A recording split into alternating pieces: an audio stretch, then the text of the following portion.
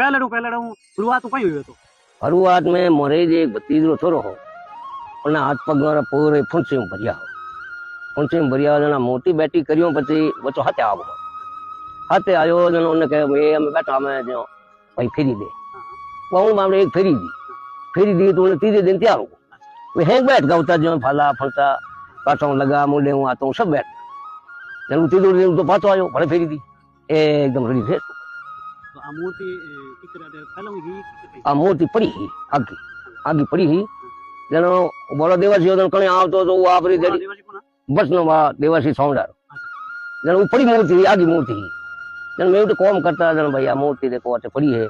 जन मैं वो बोले आगो खंडो होई साफ दूर सा वाक भाई के आ कोनी दाव जड़ी किंदी दूर है उनो खंडो करी दो जनो एक दिन मैं विचार लगायो भाई यो करो कि ने बैठी कर दो मुझे हाथ लगा रही हो उनके भाई मारे मन में जैसे नहीं आज नहीं पापा